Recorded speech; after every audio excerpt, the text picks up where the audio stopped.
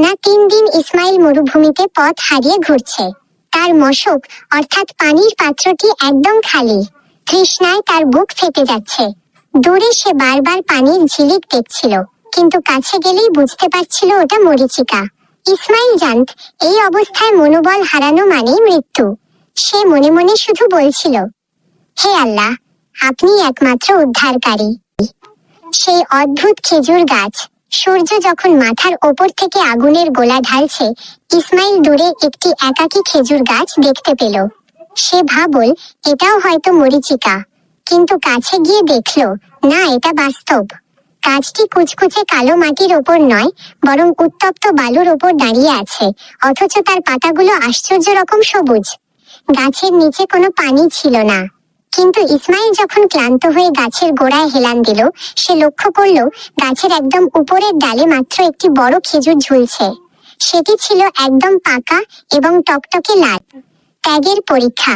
ইসমাইল অনেক কষ্টে গাছে উঠে সেই শেষ খেজুরটি পারল। যখনই সে খেজুরটি মুখে দিতে যাবে, ঠিক তখন সে দেখল দূরে বালুর ওপর একটি ছোট মরু পাখি ডানা ঝাপটাচ্ছে। পাখিটি পিপাসায় এতটাই কাতর যে আর উড়তে পারছে না। ইসমাইল ভাবল, তারা চিহ্ন, এই খেজুরটা খেলে হয়তো আমি আরো কয়েক ঘন্টা বাঁচব, কিন্তু এই পাখিটা এখনই মারা যাবে। সে নিজের তৃষ্ণাকে তুচ্ছ করে খেজুরটি হাতে নিয়ে চটকে নিল এবং তার রসটুকু নিংড়ে পাখিটির ঠোঁটে দিল। পাখিটি প্রাণ ফিরে পেয়ে কিচিরমিচির করে ডেকে মরুভূমির আকাশের দিকে উড়ে গেল। অলৌকিক রিজিক। পাখিটি উড়ে যাওয়ার ঠিক পরপরই একটি অবিশ্বাস্য ঘটনা ঘটল। ইসমাইল দেখল যেখানে পাখিটি ছটফট করছিল, সেখান থেকে বালু সরে গিয়ে মাটির নিচ থেকে টলটলে পানির একটি ধারা বের হতে শুরু করেছে। এটি কোনো সাধারণ কূপ নয়, এটি ছিল মরুভূমির এক লুকানো ঝরনা। ইসমাইল প্রাণ ভরে পানি পান করল এবং আল্লাহর শুকরিয়া আদায় করল। সে বুঝতে পারল আল্লাহ তাকে পরীক্ষা করছিলেন। যখন সে নিজের চেয়ে অন্য এক সৃষ্টির প্রাণকে গুরুত্ব দিল, তখন আল্লাহ তার জন্য এমন উৎস থেকে রিজিকের ব্যবস্থা করলেন যা সে কল্পনাও করেনি। গল্পের শিক্ষা। তাওয়াক্কুল।